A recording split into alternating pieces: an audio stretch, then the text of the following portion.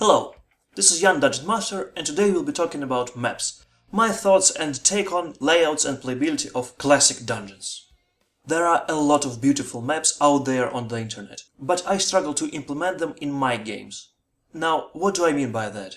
Here is a Death House map provided in Curse of Strahd Adventure. An absolute pleasure to look at, but it took some time to make it work for me. I had to cut it all up and black out the secret rooms, and I laid them out as my party moved through the house. I struggled the most with the dungeon level.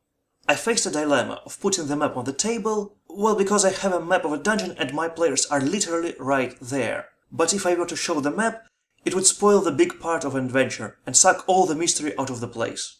In part because it is so beautifully detailed. But if I'm not showing them this amazing map, why even have a map? Just to show them where they were when they finished the adventure? I hope you understand my frustration here. I believe that maps and props of any kind should enhance your storytelling and not hinder it. So maps should not spoil the thrill of discovery and mystery. With these principles in mind, I create all my maps. One more thing, I don't whip out the map as soon as characters enter the area. I only do it when the situation calls for a tactical action or if the scene is too complex to describe, and the map would actually help a lot. So with this map, I had an idea about the forge where blacksmiths would quench the steel in a natural water feature. Let's quickly go through the map. The main feature is the forge and blacksmithing tools. If you run an adventure when it is operational, remember, when you describe it, characters would probably will hear it long before they arrive here. This place could tell a lot about the creatures that operate it, based on how it is maintained. So sneak a couple of descriptors on how it is looked after. A small underground lake with waterfall. Here blacksmiths quench steel. It is a strong visual in itself. You could come up with a lot of reasons why they do it, from traditional to more arcane rituals that infuse magic into steel.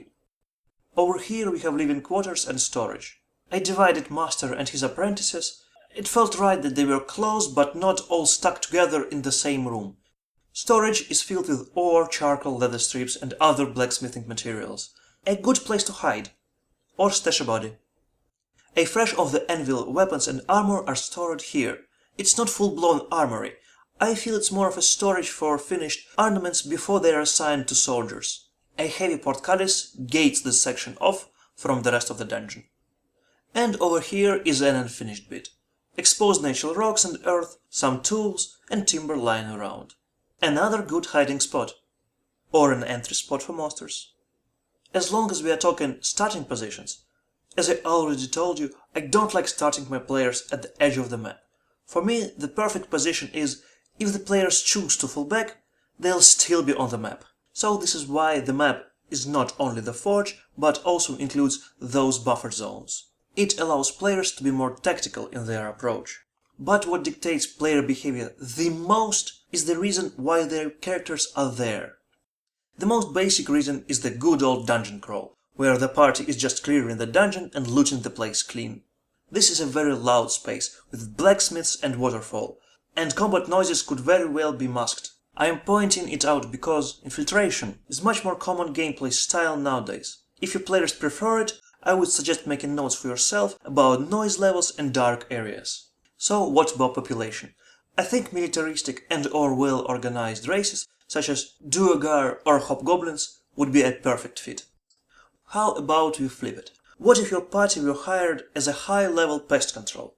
An enraged water elemental spawned in the lake and runs amok in the halls. Sounds fun? My point here is that maps that are out there are just canvas for your creativity. You can flip them in any direction you like and make them your own with a little prep work. Thanks for watching the video. I hope it was useful. Don't forget to like and subscribe. See you in the next video and good luck with your rolls.